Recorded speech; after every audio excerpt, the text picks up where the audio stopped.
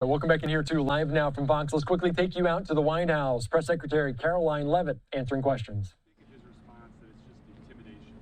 The White House is supportive of the Department of War's investigation into Senator Mark Kelly. And I think what Senator Mark Kelly was actually trying to do was intimidate the 1.3 million active duty service members who are currently serving in our United States Armed Forces with that video that he and his Democrat colleagues put out. Senator Mark Kelly well knows the rules of the military and the respect that one must have for the chain of command, and that all lawful orders are presumed to be legal by our service members. You can't have a functioning military if there is disorder and chaos within the ranks, and that's what these Democrat members were encouraging. It's very clear, and not a single one of them, since they've been pressed by the media, and I'll give you guys credit for that, can point to a single illegal order that this administration has given down, because it does not exist. They knew what they were doing in this video, and Senator Mark Kelly and all of them should be held accountable for that. No, because Lindsey Callaghan was legally appointed, and that's the administration's position. I know there was a judge who is clearly trying to shield Letitia James and James Comey from receiving accountability, and that's why they took this unprecedented action to throw away the indictments against these two individuals. But the Department of Justice will be appealing very soon, and it is our position that Lindsey Callaghan is extremely qualified for this position, but more importantly, was legally appointed to it. Steve. Reaction to those indictments being thrown out? Is President Zelensky come to the United States this week? Are there a couple of points you mentioned on the Fox interview, a couple of points that are on? Yeah. So there are no plans at this moment in time. As you know, things can change very quickly around here, so we'll keep you all apprised, but there's no meeting scheduled right now. As for where we are, I spoke with Secretary Rubio at length. I spoke with the president as well. Everybody inside feels optimistic about what happened and transpired yesterday in Geneva. Secretary Rubio, Special Envoy Witkoff, the whole team really worked through the points of that 28-point peace plan that the United States authored with input from both sides, the Russians and the Ukrainians, and ultimately the vast majority of these points have been agreed upon. The Ukrainians have worked on language with us together, and you heard that from their delegation directly yesterday. So we feel as though we're in a very good place. Of course, we have to make sure that all of these points are agreed to, and then of course we're going to have to make sure the other party in this war, the Russians, agree to them as well. But I think the president deserves a great deal of credit for the amount of energy and effort he's put into trying to bring these two sides to an end of this war. He wants to see this killing stop. As for any deadlines, he wants to see this end as soon as possible. Is the president more determined to go after Tish James and James Comey? Go ahead. Is the president more determined to go after Tish James and James Comey? Excuse me. I'm answering a question from you. You looked at me. I'm sorry. I turned and looked at you because you're yelling. I will take a question from your colleague, and then I'll take your question too. Okay? Go ahead. What are exactly the points of this agreement that they are still working on? I don't want to detail sort of the technical talks that are happening right now, but there are just a couple, and we're confident that we'll be able to work through those. The president put pressure on Putin or Zelensky if this doesn't work. The president's been putting a lot of pressure on both leaders for this entire time. We've been talking with both sides. He's been talking to both leaders directly for 10 months now. So yes, you can expect that pressure to continue. The president wants this war to end. Caroline, is the president more determined now, since the judge's ruling today, to go after James Comey and Tish James, and if so, why? I wouldn't say he's going after them. I think the president is more determined than ever to see accountability in this country, yes, and to correct the wrongs of the weaponization of our justice system that we saw under the previous administration and Joe Biden. Venezuela. Are we entering a new phase of Venezuela, and what does that entail? Well, as the president is so good at, I'll try to be just as good. I'm not going to broadcast any actions that may or may not be happening with respect to Venezuela. I know I've been very clear about the administration's position, as has the president and his national security team. We view the Maduro regime as being illegitimate, and the president has been very satisfied with the successful strikes against narco-terrorists and foreign terrorists that are illegally trafficking drugs towards the United States of America. He's not going to tolerate that, and you can expect to see those strikes continue. What was President Trump's reaction to those indictments against Comey and James being thrown out? His reaction was We've seen this before. We've seen partisan judges take unprecedented steps to try to intervene in accountability before, but we're not going to give up. And I know that the Department of Justice intends to appeal these rulings very soon if they haven't already. I may have missed it. Well, Karoline, one question on Venezuela. Is there any plan, a meeting for this week on Venezuela? And another one, a clarification on this weekend, because the president was asked about the former Brazilian president being arrested, and he mentioned that he spoke with this gentleman. Did he speak with Bolsonaro the day before he was arrested? Not to my knowledge. I don't know if that call took place or not. It may have. I can get you a firm answer on that, Raquel. I know it's of great importance to you for your reporting. As for meetings on Venezuela, there's meetings on a range of topics inside this building all of the time. And the president is constantly apprised of what's going on in the world, what's going on in the news, and he's very well written into all of the things that his team are working on. Caroline, please. You would not go into the sticking points of the disagreement between the two parties in the Ukraine peace process, but how flexible is the president in coming to a deal, and will the Europeans be part of a final negotiation with Zelensky?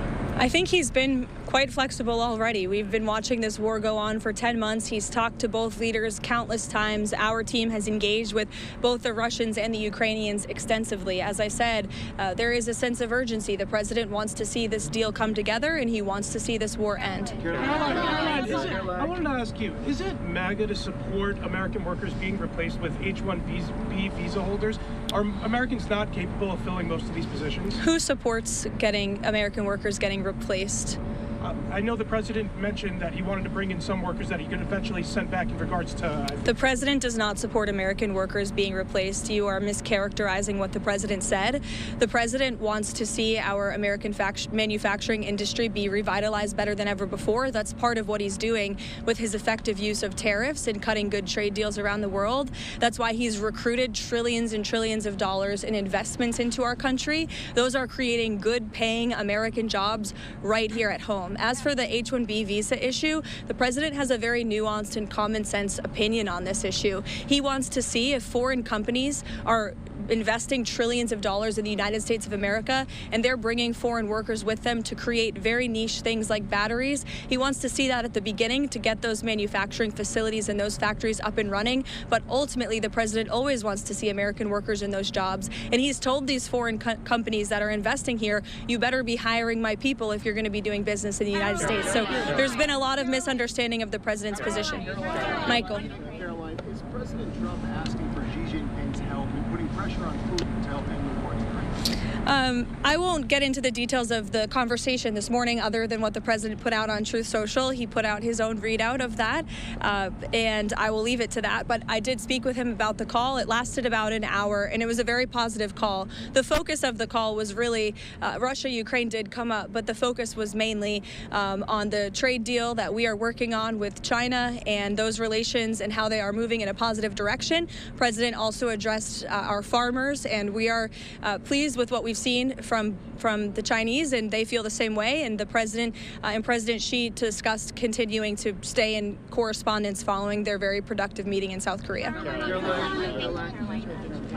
Ukraine, does the progress that you just laid out change the Thanksgiving Day deadline for Ukraine to come to an agreement, or does the president still want something more definitive by Thursday? And then on the Comey and James case, does the president still have confidence in Lindsay Elliott?